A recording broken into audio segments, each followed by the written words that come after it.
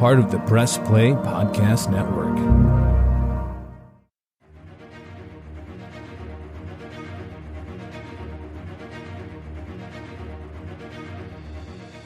Welcome to Podcast 616, the official podcast of Earth 616. I am your host, Damon Royster, and today we are finally talking about Thor Ragnarok, aka TGITW, which stands for Thank God It's Taika Watiti.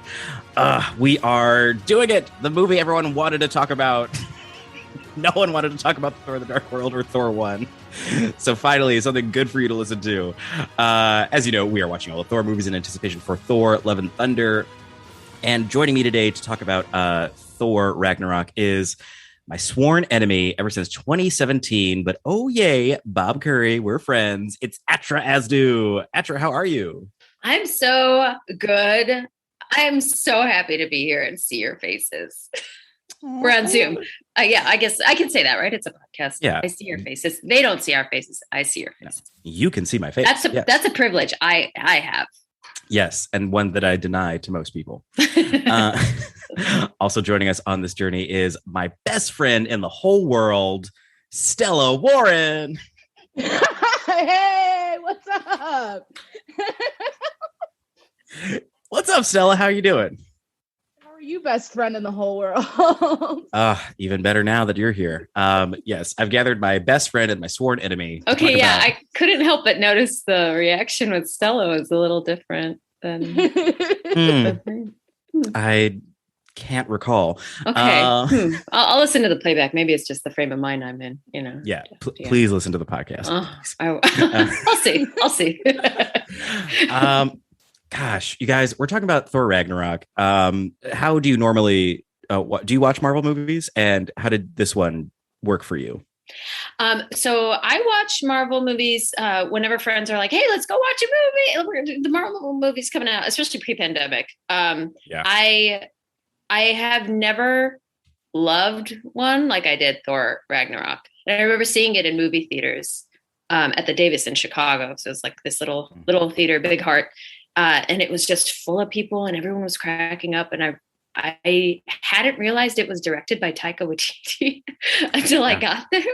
And that made me even more excited because I'd loved his work way before. But Marvel movies, yes, I enjoy them. Mm-hmm. I can see why they're so much more fun in theaters, like on the huge screen. Oh, yeah. Yeah. I rewatched Thor on my regular old TV and I was like, oh, I miss going to sticky floors in the spectacle. Yeah. The big boom booms. Yeah. There's nothing like seeing Mark Ruffalo fall flat on that rainbow bridge. I mean, in a big theater with people. I was cracking up and I was like, that is so dark and funny. Yes. Going over to Stella. Same question to you. Marvel fan? Thor fan? Oh, sure. Well, before Thor Ragnarok, I liked the Marvel movies. I really like an action movie. I love good fight choreography. I like a good story. So they always hit that mark, but never the comedy mark like so much as like Thor Ragnarok did, which really reeled me in. And I like Atra, I had no idea that Taika Waititi did it. And I was so impressed and it was just so fucking good. And can I curse? Oh, yeah. Oh, we're going to play Fuck, Marry, Kill later. Yes. Oh, okay, great. Okay. My next question is like, let's just start with the Taika of it all, Taika Waititi. Stella, did you when did you know that he directed it? Did you see his name at the end credits or could you get a sense from the comedy happening? Like, oh, this is Taika. Oh no, I don't read credits. Famously. She famously doesn't on my phone after a movie. Yeah. No, it was when I was like, oh, who's in this movie on my phone? Yeah. And I see Taika Waititi. I'm like, oh, I like him. And then it's like, oh, he directed it as well. And did he write it too? I believe so, yes. Yeah, that makes sense. Also, I love the idea of Stella in a theater, as soon as the credits roll, her just going, pass. I don't need to see that. Especially with Marvel credits where there's always something at the end. Right. It's 99 people staying in the theater and just Stella leaving. It's bye. I need the pictures to the names. Thank you, Google. Speaking of Google or Wikipedia, I do want to clarify that this was not written by Taika Waititi. He just directed. But interesting. Yeah, this goes up to 3 men: Eric, Craig, and Chris. No last names. Oh, they have Eric, them.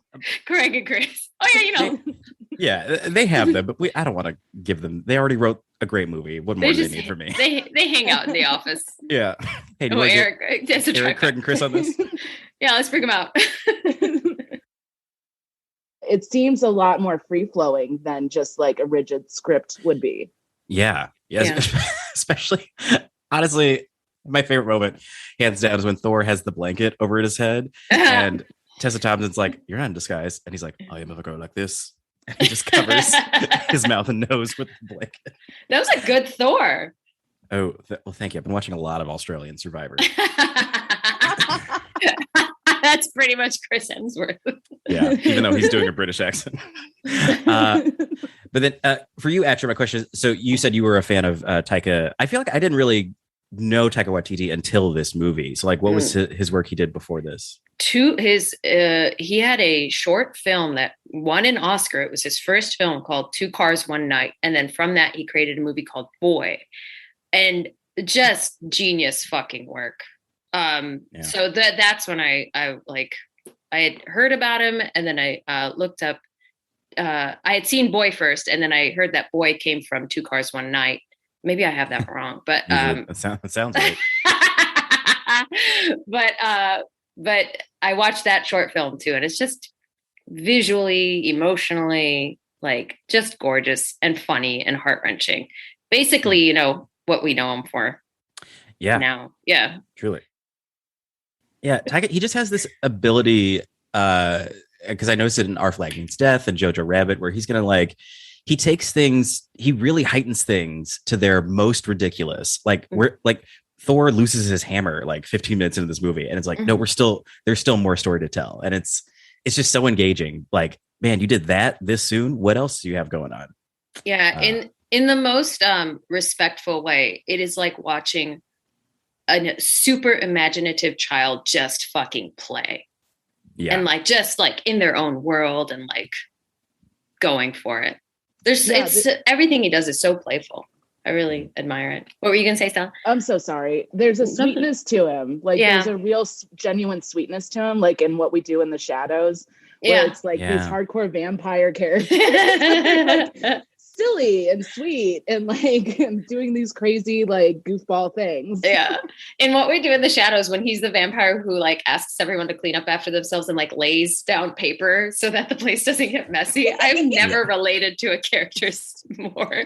I was just like, yeah, if I was a vampire, I would be the one who's like, please don't get blood on the rug. Can we just, if you put a drop cloth down, you don't have to clean later.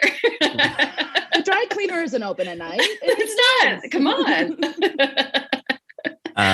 And that sorry, I was looking up the character he played, and then Taika's actually in this movie. He's Korg, the rock guy, which God, and I think it's like that character. I think it made me. I wanted to look up that character because you said he has a sweetness, and I feel like Korg is just this sweet rock creature who's a cold-blooded gladiator killer. Like, sure. Let's get into this movie discussion. I feel like what's the first thing I want to talk about? I have a list. Okay, we talked about Taika Waititi. My second thing on the list I want to talk about is Immigrant Song. Hell yeah! Oh my god! Is there any like more like balls to the wall sort of like energy as that song in like any movie? Like you could put that shit in like, I was gonna say Sophie's Choice, but that was gonna be Dingo ate my baby.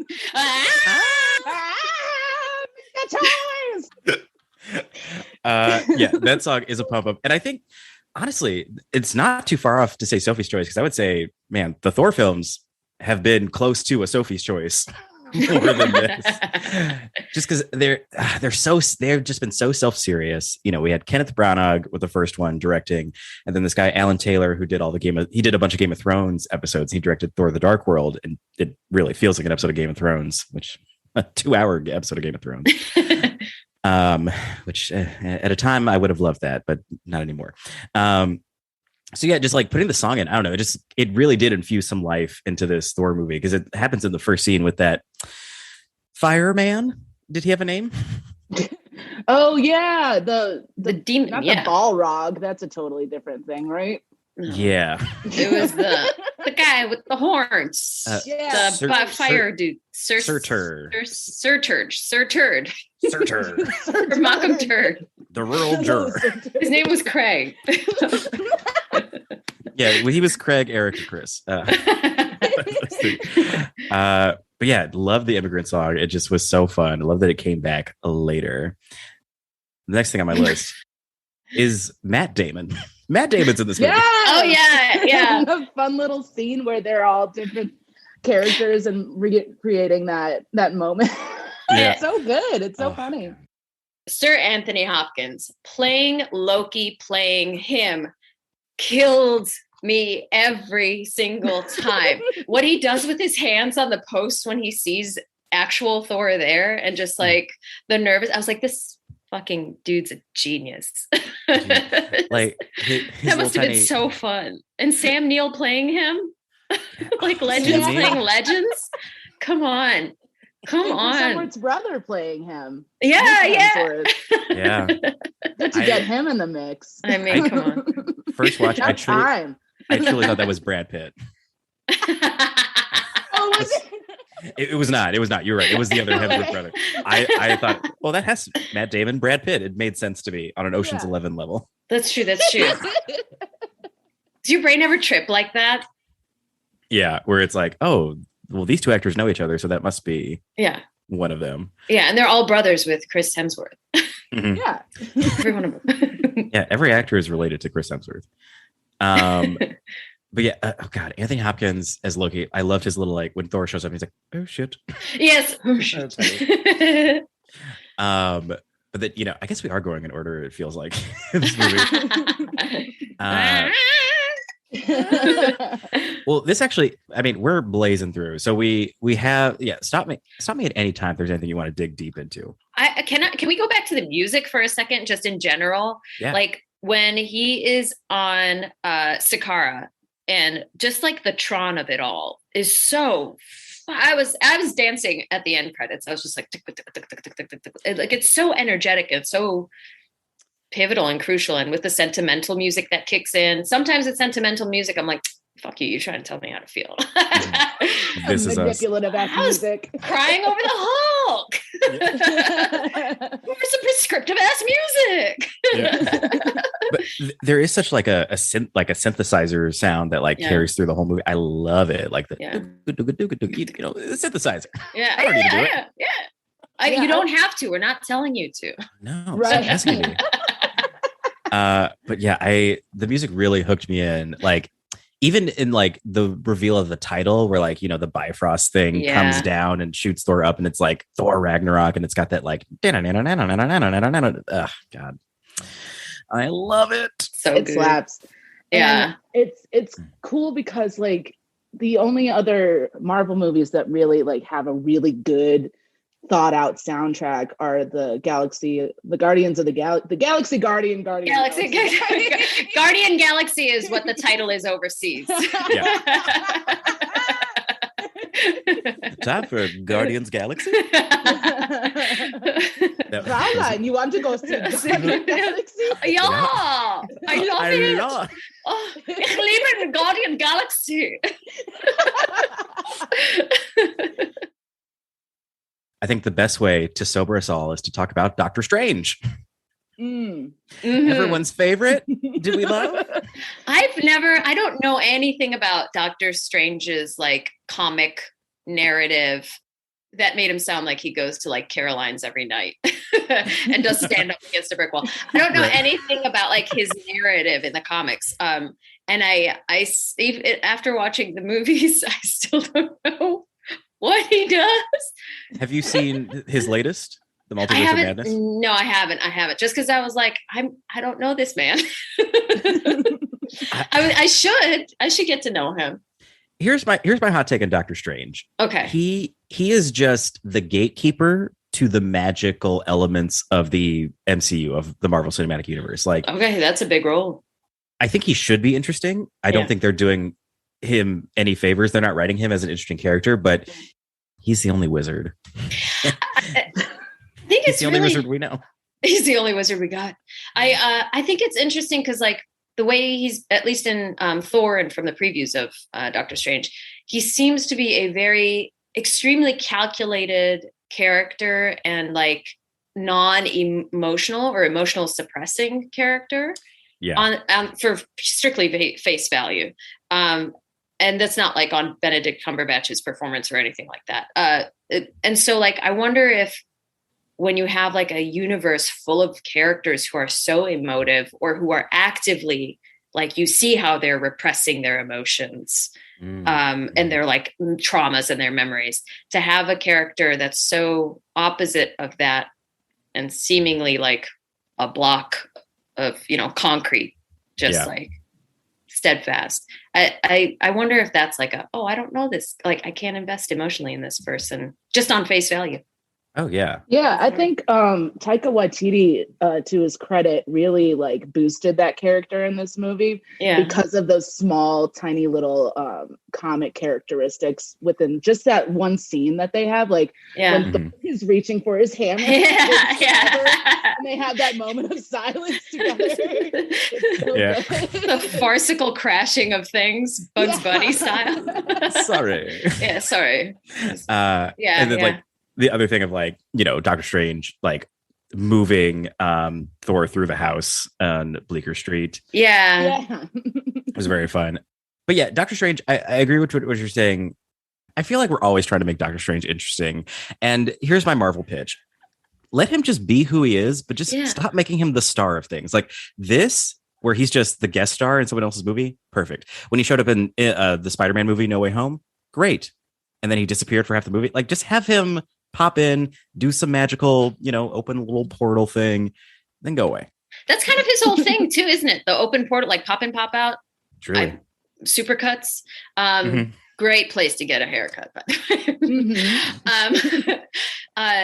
the way. I do want to go back on what I said before of like, I don't know, maybe it is important to have somebody who doesn't have any like emotions on their, at face value, who's very emotive, because people of all different sorts express emotions differently. And maybe I don't relate to them, but someone else does. Yeah, true. That very true. I would love to meet that person. I'll just say that. I would love to meet the person who's like, Doctor Strange is working for me right He's now. My favorite. I don't get down with how the cape fights for him. Like, the cape fights for him? Yeah, his cape can move on its own. His cape is like got little fists at the end, just pretty much. It's basically like the Aladdin's magic carpet is what his cape. Oh, I want me one of those for when I walk down the street by myself. Yes. That'd be nice. Oh yeah, it's very good at like slapping people away. Like, don't touch. It has now come time to talk about, in my opinion, the main event, Cate Blanchett. Hello. Where do I begin? She is channeling her inner drag queen to be Hela, goddess of death. Her name is Hela. Hela. Hello. You think she's going to say hello, but then she kills you before she can finish. Goodbye. Hello. That's what her victims is. Hello. Is this somebody trying to find directions? Hello. She's like, I guess that's my name. That's all I ever hear. Oh my gosh. I guess I got to have a glottal stop. I mean, I love Hela because it feels like she also watched the first two Thor movies, because she only kills people from the first two Thor movies. Yeah, it's very much a revenge on the first two. Yeah. You were boring. Slice. I appreciate, and I feel like Taika Watiti does this very smartly too, of the Hela narrative of her exposing what this empire was before and how they got the gold and how they got the gildedness of it all. And in a lot of ways, I'm like, shit, am I team Hela? Is this bad? Yeah, like sort of an anti-hero sort of way. Yeah, of like, no, I like Tony Soprano. Absolutely. She knows who she is. She knows what they did, and she's exposing the hypocrisy, but also she kills people. Yeah, because she wants to continue. Yes. Like, let's not be hypocrites. Let's keep killing. Put that on a sign. Right. And I've been watching all the Thor movies, and I hate that I can now connect the 3 movies together, but what are you going to do? Because maybe not even connect them, but like these movies have always talked about how Odin did something wrong. Like he stole Loki from the Frost Giants, because Loki's not really an Asgardian. He's a baby that he just took from the Frost Giants after fighting them. And then his father, Thor's grandfather, took the light away from the dark elves. God, that's from Thor 2. Don't watch Thor 2. But like the movies have shown that Asgard is just a history of like conquering people and like doing away with their lands, which, makes it, this is based upon the Norse god people. And I feel like Norse people are Vikings at their heart. Am I correct in saying that? Or the Norse different than Vikings? Michael, do we have a fact check? Well, I think aren't the Norse... Yeah, I think you're right, because isn't it all just like Sweden and Norway, and the Vikings are from around there too? I think so. Or are the Norse different than the Vikings? But it all feels in the same wheelhouse. Did anybody see the Norsemen? Maybe the answer is there. Oh yeah. Well, yes, yes, because I saw an interview with, is it Peter Skarsgård? Yes. And he was talking about how he's part Viking and he is the Norseman. So by that calculation, yes, I'm going to say affirmed. Affirmed, not affirmed. Affirmed. Thank you. Atra. Atra affirmation. So Atra affirms. You got this. But yeah, I think it just all ties together very nicely, that like by exposing that they weren't nice. It makes more sense that like, honestly, I'm going to say it. I'm glad Asgard blew up. I'm glad. About time. Wow. They had it coming. Wow. I mean, they had to. There wouldn't be a movie with that. Yeah. It seems sort of metaphorical too, in the way that history is presented. Like there's always like, nationalism and like, oh, we're the best. We did this great thing, but like deep down, it's not that way, dude. Yeah. And even with like comics, the history of comics and how, like, for example, Captain America came about, like it is still tied to like that propaganda aspect of it all and the nationalistic narrative. Like I remember watching Winter Soldier and just being like, yeah, but also we invaded Iraq. Like, just like not into it. So to call it out is a nice break from the traditional Marvel sense of stuff as well. Yeah. God, I don't know how kids watch this stuff. Anything else to say about Cate Blanchett? Besides that, I love her. I mean, everything. Go on. Honestly, there's everything to say. What I was thinking, I was like, what a career trajectory. She is like a profound stage actor. Mm-hmm. And she could just transform. It's like, oh, I can do this. Yeah. Like, God, another funny line from her is when she's standing before Asgard, she's explaining who she is. And then one of the Asgardians like, whoever you are. It's like, whoever I am. Were you not listening? Yeah, and it's the way like it's panned way back, so she's tiny between these like, so giants. You just see it's like her arm flat out to the side. Are you listening? Are you even listening? Also, fun shout out to Thanos, where she's in the vault and she sees the gauntlet and she's like, fake, and just shoves it over. Yeah. God, what an incredible woman. Yeah, so much. Yeah. Like, oh, that's interesting. That's interesting. Yeah. And when oh God, I love how she like just runs her hands through her hairs for the horns, the antlers. Yes. God, she's ready to gore.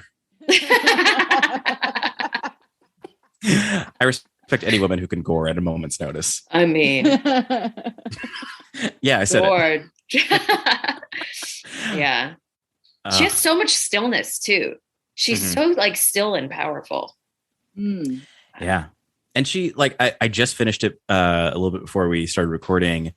this morning, and there's just like a moment where like in the final fight where she confronts Thor's like sitting on the throne, and he's like, banging the staff, trying to get her there. Mm-hmm. And she just has this the way she conveys like her fear, but also like, whatever, I'm hella, like she does some good face acting where she's like, I'm nervous Thor's here, but also I'm fucking powerful. So like, hey, he can't stop me, but he still came here. So he must have a plan. Like she just kind of like says so much without saying a single word. And I adore her. And that's how I feel. 100%. All right. I feel we're tangled up in these actresses. So we need to take a quick break, untangle to figure out who's who and from where. If only we were tangled up in these actresses. Am I right? Am I right? We're going to come back. I've got more. Can you believe we've been talking for almost a half an hour and there's still like 5 people we haven't talked about? Let's get into it. Tessa Thompson, Jeff Goldblum, Mark Ruffalo will be coming back at you after this break. Please come back to Podcast 616.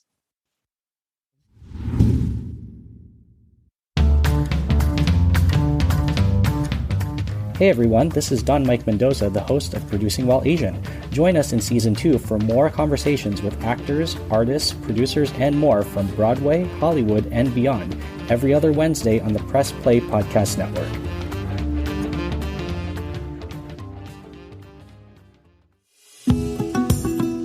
Hi, my name is Sam Post, owner of Phenomenal CBD Store and PhenomenalCBD.com.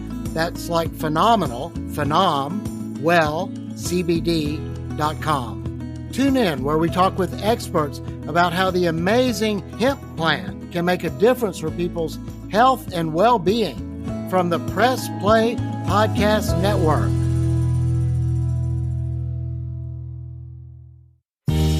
Hello, Brooks here with the Books with Brooks monthly book club podcast. Here's how Books with Brooks works. We read one book a month, and then we talk about it. Classics like Stephen King's The Shining, debut novels like We Are the Brennans by Tracy Lang, and tons of other compelling, life-changing stories, one book and 1 month at a time. So come read along with us, and then listen in.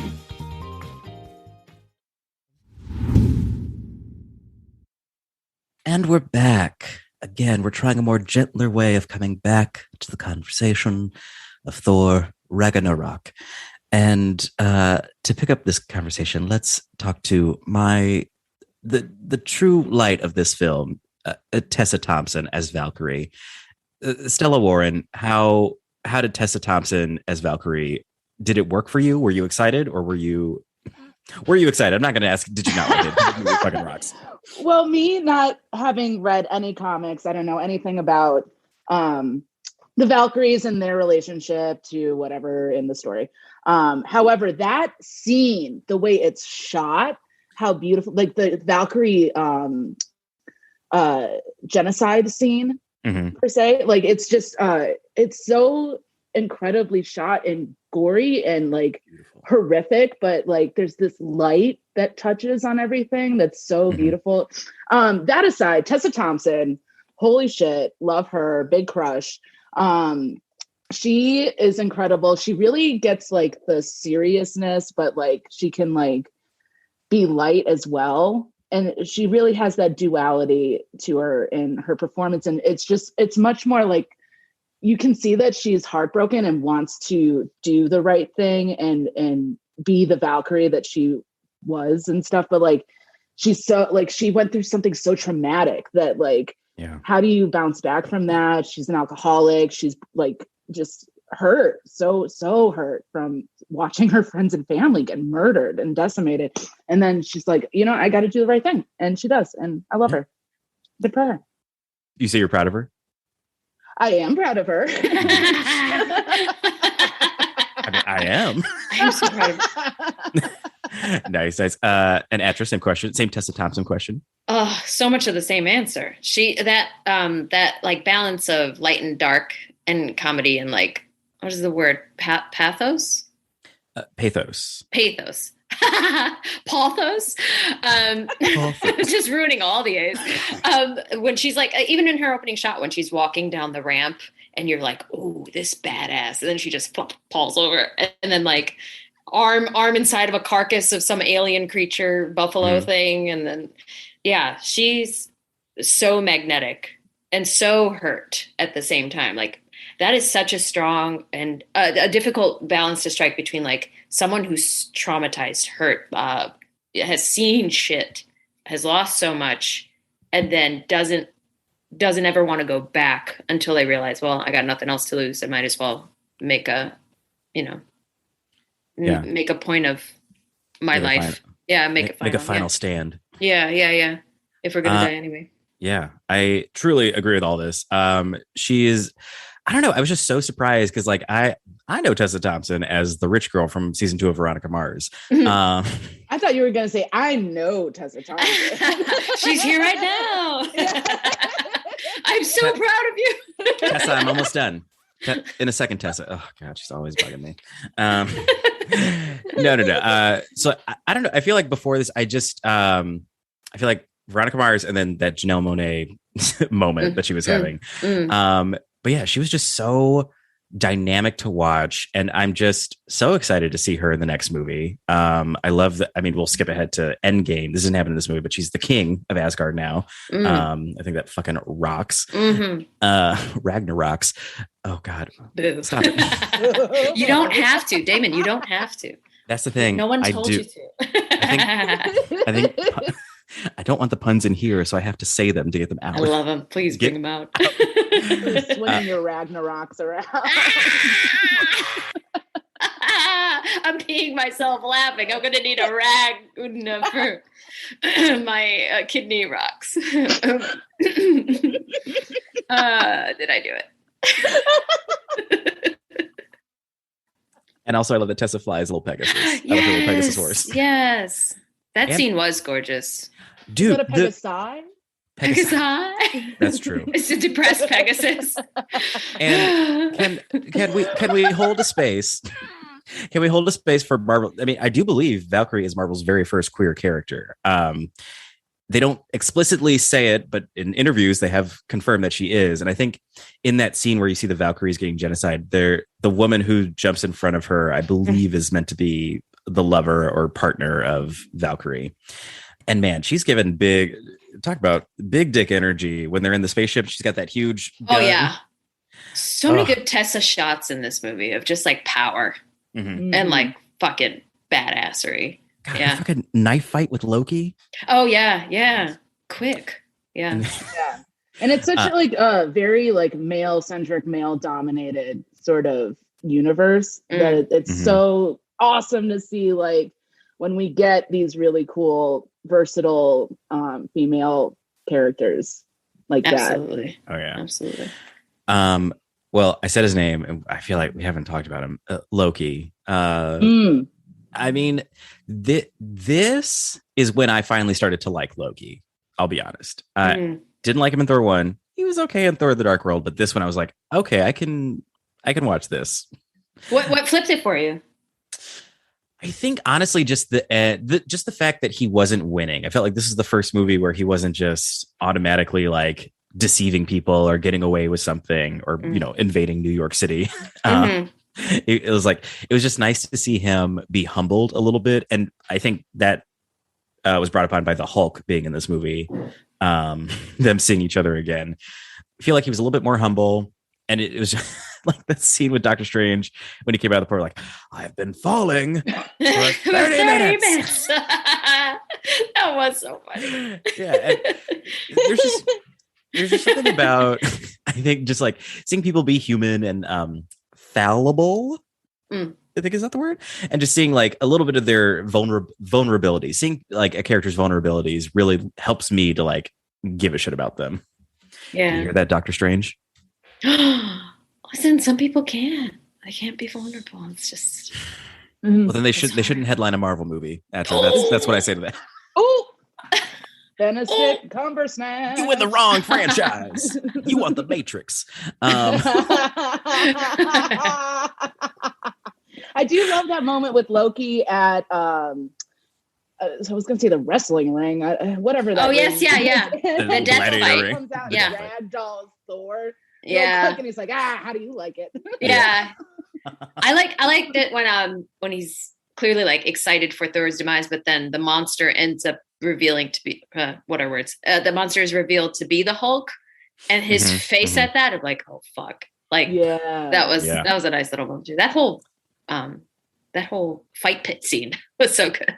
Yeah, so good. I like that. Yeah, I like that. It feels like Loki and Thor kind of like sort of find a level ground with each other and in their relationship, and like almost like, you know, have that brotherly love sort of thing in this movie. Yeah. That sparks it for the rest of the franchise. Yeah. And Loki comes with the cavalry at the end with Korg and all the other fighters in the ship. Yeah. And he literally saves the Asgard. Like the reason they still exist is because of Loki, which is crazy to think about. Yeah. Was it because of Loki or was it because of Korg? Interesting. Well, I mean, I think Loki told them where to go. I don't think Korg knew how to get to Asgard. I guess that's true. Korg doesn't seem like a very like proactive sort of guy. That's true. Yeah. He did say, you know, he needed a leader, and he established himself. Yeah. Okay. You look like you could use some leadership. Yeah. Thank you. Wow. I mean, we have to. So, okay. Apologies to people who just want to listen to a movie podcast, but this is the part where I will drop some comic book knowledge. Another thing that I really loved about this movie is that they infused. This was a Hulk comic called Planet Hulk, and in it, the Avengers had gotten fed up with the Hulk terrorizing the Earth. They put him on a spaceship and just shot him into space. Like, get away from us. You're destructive. And he ends up on this planet where he becomes a gladiator, the most popular person on the planet. And they called it Planet Hulk. So it was cool to like see them take aspects of that storyline and find space for it here. And that's my comic book knowledge for the episode. But a question for you, Atra, I'll start with you. Hulk, fan of the Hulk? Do you like the Hulk? Do you like Mark Ruffalo? Oh, Mark Ruffalo. I like Mark Ruffalo, especially as the Hulk when he switches back and forth between Bruce Banner and the Hulk. There's especially in this film, there's a lot of tender moments, and he's just so talented. I like the Hulk. Okay, should we get deep? Girl, that's why we're here. Okay, listen. Let's do it. So I like the Hulk in that he's an expression of anger, and in the traditional sense, like toxic masculinity, and what that can do when it's unchecked. And so I like that there is a character who allows people who experience that level of anger, or that kind of anger, who can give the narrative of, yes, I feel this way, but this is also very destructive. And sometimes it's heroic, and that's a little, blurry lines. But the just in terms of the narrative of Marvel movies, how it's heroic, I don't personally believe it's heroic. But right. But I do like that it showcases what can be extremely destructive emotion, and embodies it, and just puts it on the screen and says, "Hey, sometimes this isn't acceptable, and you get shot out into outer space." Yeah. till you find a way to use it productively. True. So I appreciate the Hulk character in that way. Nice. Thank you. I'm glad. I can't believe there was a world where you thought, I'm not going to say this. Thank you for saying that. Stella, how did Mark Ruffalo's Hulk work for you in this film? So I'm okay with the Hulk. I love a makeover. Big fan of any character that has a makeover moment. Yeah, fine by me. Mark Ruffalo, personally, I don't care for. He's another like sort of Chris Pratt actor that is very problematic and transphobic. And shit, I didn't know. He loves the Earth. Yeah. For real? Yeah, he made a movie with Matt Bomer and really, really gung-ho defended Matt Bomer's performance as a trans woman. Ooh. And it was just really, really yikes. That ain't Girl, I rescind my remarks. I didn't know. Talk about Mark Ruffalo. Oof. Ragnarok. The boat. Did I totally get it. Don't Ragnarok the boat. Yeah. Right on, Stella. It kind of puts a damper for, watching the movie, like, and Guardians of the Galaxy too, because I can't stand Chris Pratt in that same sort of respect. Though all the worlds and the characters surrounding those films are really fun to get into. That's just my personal opinion about those two actors. And I'm not the casting director, so I can't do anything about it yet. Miss Piggy, where you at? Bang bang. Who should play the Hulk? Miss Piggy. Miss Piggy. Oh my God. Oh, hold on. The Muppets doing the Avengers? I'm surprised it hasn't. Aren't the Muppets a part of the Disney Uber company? Uber company. Disney Uber company. Yeah, Disney Uber. Ich bin lieben Disney Uber. What did we say this movie was called? Galaxy Guardians. Galaxy Guardians. Okay, we have to. There's one final element to talk about this movie, and that's the Grandmaster himself, Dreamboat, Willy Wonka, James Gold, Jeff Goldblum. James Gold. James Gold. Oh, he doesn't even look like a James Gold. Was that my Adele Dazeem moment? I think that was your Adele Dazeem moment. Spring is busting out all over. Jeff Goldblum as the Grandmaster. What a gift. What a gift that I think, I'm going to say this. I think we earned this. I don't know what we did, but this felt right. Like, I felt like Marvel earned this, like getting Jeff Goldblum as this, like, what a throwaway character. He's like kind of the villain, but kind of not. He's so magnificent. Mm-hmm. The fact that he calls it a melty stick fucking cracked my shadow. No, why would I want to use the melty stick over that? No, like just his like fluster moments. Yeah, that seems like an improvisation from him too. Absolutely, like, you know. And I love Jeff Goldblum. I will say something maybe controversial. I think that he does play sort of similar characters in every movie, but I don't care because they're great and we love him and he's just a genuine fun guy. Also, if you haven't seen his World According to Jeff Goldblum, please do, because that show is amazing. And he's like the Jewish Mr. Rogers in that show. Aww. It's fucking great. He just goes around being like, oh, you like tattoos? This is great. Oh, you have a tattoo of me? I love you. Thank you so much. And like, like, what made you want to do this? And he's just very interested in people, which I love. Yeah. And he just brings such a genuine like love to everything that he does. 100%.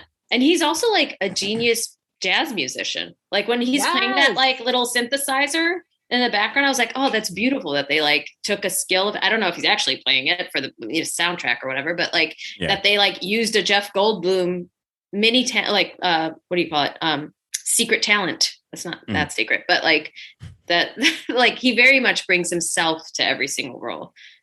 And like you said, Stella, like, I don't mind that. He always like lights up a screen. Because he's always so curious. He's like so curious and it's interesting to watch. I don't know. God, him being, I like that word curious because I would say that's his whole approach to Thor. He's like, what? Like, he's magnificent. It's a he, right? I don't know how I feel about Marvel when they go into space because there are so many humans in space that I'm like, who like were they born? Do they look different? Like, do they have like an extra? Do they have like a boob on their back or something? Like, what? Why are these humans in space? You know, or at least like, are they alien? Like, do they have something like a third, like a sixth finger or something, or a sixth toe? I don't know. So whatever. Well, I'm just happy Jeff with Goldblum. his like sort of tidbit backstory of like that ride that Thor goes through. He was like sort of planted there to begin with, so he could be from anywhere. Maybe even Earth, but you're right. There's a lot of humans.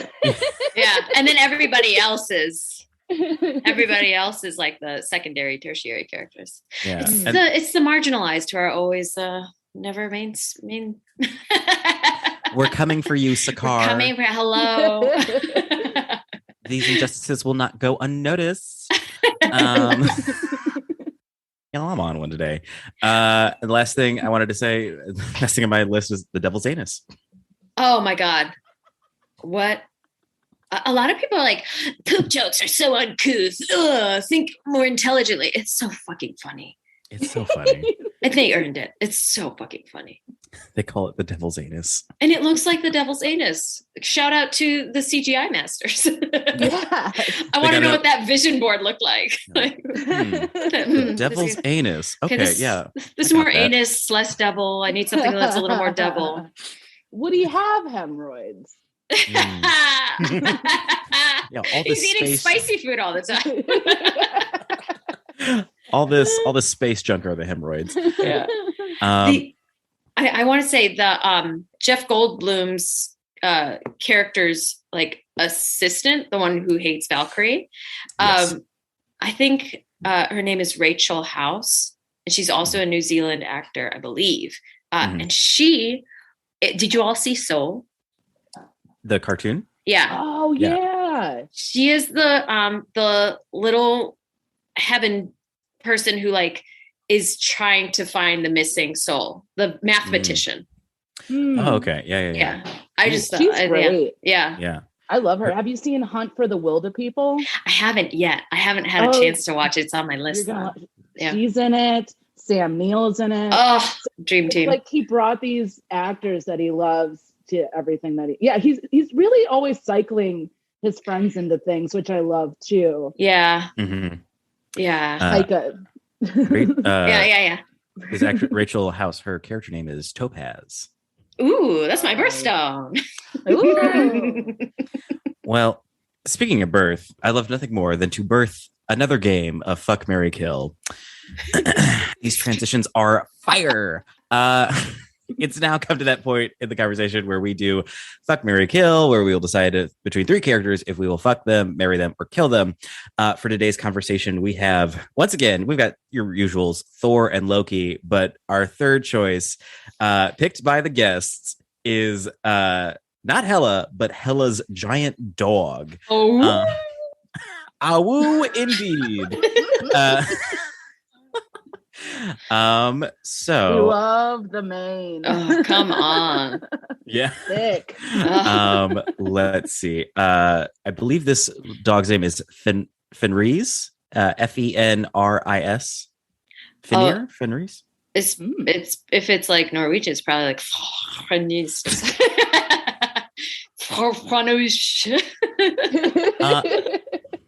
I will go first. Okay. To give my guests time to think. I will kill that dog. Oh! Too big, too not human.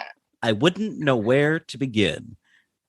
Goodbye to the dog. Thank you so much. I will be fucking Loki, as I did with Thor and the Dark World. I like his growth and progress, but still, he's the god of mischief. I can't trust that in my husband. I can't have my husband be known as the god. Who marries the god of mischief? Maybe one of you. I don't know. But I'm just going to fuck Loki because, man, he looks good. In his little like suit he was wearing as like the Grand Master's assistant, I was like, I love this ensemble.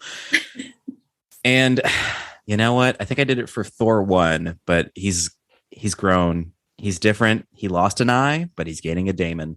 I'm going to marry Thor. And on our wedding night, he'll be lying on a bed and I will jump up. As I jump in the air to land on top of him in the air, I will scream, ah! And that's how you know we've consummated the marriage. Who would like to go next? Wow. You go for it, Atra. I'll go for it. Okay. I would. What was the dog's name? Fenris. Fenris.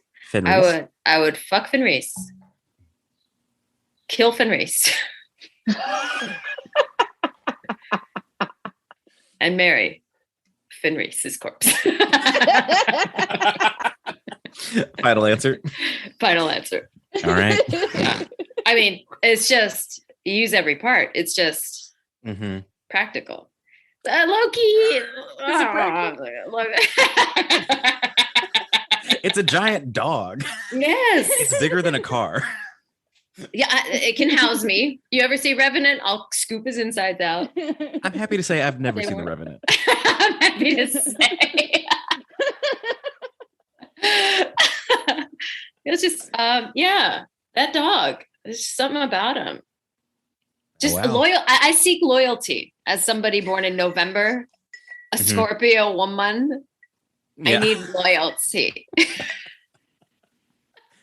All right. So Atra is choosing the giant dog for all of her choices. And then I'd kill him because you're right. It's too big and it would scare me. Yeah. Where would you go? Where could you even it would have to be in public. You can't fit in a home or a building. It's like Clifford's evil twin. Wait. My God. All right. Thank you, Atra. Thank Stella. you. I swear to God, I'm not a furry. And I can't believe how many times I've had to say this in my life. You keep having to deny it. Fuck the dog.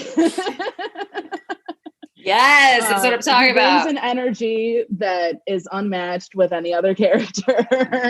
And we love an anger bang, don't we? Cheers. Yeah. Yes. Cheers. I would marry Loki because I think he would spice it up. I think he has more humility in this movie. And also, like, I would kill Thor because, like, he's just so self-righteous and annoying. Like I couldn't share a home with somebody that's like, I am the best and the best, you know, like, just like really. That he said? I am the best and there's no one else like me. Blah, blah, blah, blah, blah. It's on a secret track with the Immigrant Song. Yeah. I just want to remind Thor got a haircut in this movie and it looks really good. Can we talk about the hair real quick in general for these superheroes? Too greasy, she says. Too greasy. Well, I think it's because they're fighting so hard against evil that they don't have time. Superheroes smelly. Oh, they reek. At the end of these movies, all these heroes reek in those costumes. Yeah. Come on. Lycra? That doesn't breathe. Ooh. No. Lycra? No, thank you. Boo. I am the best. I am the best. I think that's why Thor and I are going to live happily ever after. I'll make the puns he could never think of. It's far too dumb. All right, that's the fuck, marry, kill. You guys, I'm proud of myself. I have been fucking, marrying, killing Thor movies. Feels like forever. This is also so this is our last Thor movie that we're watching. So I just want to do a quick Q&A, or it's only one Q. Are you guys excited? Are you going to see Thor: Love and Thunder? Oh, hell yeah. Yeah. Even from the previews and like all the little snippets that they've been posting, I've been really looking forward to it. Yeah, Justice for Natalie Portman. Taika Watiti, right? Yeah. Mm-hmm. Yep. Mm-hmm. Count me in. Yeah. I'll see anything Taika does. Anything. 100%. That is such a reasonable declarative statement. I love it. Yeah. Anything he does, I will also like. It's so simple, but yeah, he's so good. What a man. What a man. What a mighty man. What a mighty good man. What a mighty Thor. We didn't ask you to. You did not ask me to sing, but I'm asking you, Atra, if I wanted to find you online, where can we find you? I think you're on a social media break, but come July. Oh, yes. I'm, it's still active. I'm just not scrolling on it. I deleted it off of my phone. But Instagram is my first name, last name, Atra Asdou, AtraAsdou. Same with Twitter. I am on TikTok, but I do not post on TikTok. So whatever you want to do. I think, what other social media is there? You can find me on LinkedIn. You can find me on Google search. I have a website. You can call me on my cell phone. like that Drake song. You can find Atra, believe in yourselves. Stella, where can the people find you? You can find me in the Devil's Anus. I will be there. You can find me on Instagram. It's like not a very fun Instagram. I just like post pictures of myself all the time. That's fun. It's Stella321. My birthday, March 21st. I have a Twitter that I don't use very often, and I don't know. Oh, it's Stella. Ooh, good handle. Wait, Stella, do you sing? I've been looking for someone to sing on this podcast. Yeah. Oh. I feel like someone's been singing the whole time. Yes, Stella, right? Thank you. If you wanted to follow this podcast, you can follow us. We're on Twitter at podcast616P3. That P3 stands for Press Play Productions, which is the baby daddy of this show. You can find me, Damon Royster. I'm on Twitter and Instagram at Damon Royster, except for on Twitter, I'm Damon Royster88. You can also follow me at Gay Frazier, and that's gay with 2 A's. And as I said before, no questions. Just follow Gay Frazier. All the answers are there. That's all I'm going to say. Let's give a shout out to Producer Michael. Producer Michael, if you want to hop on the mic real quick, what grade would you give this podcast? I love the movie and the episode. I'm going to vote the A. Okay, so not an A+. We got to do better. I know. He's very subtle. He used to give A+ all the time, and now they're just A's. That's a Paul Hollywood handshake there.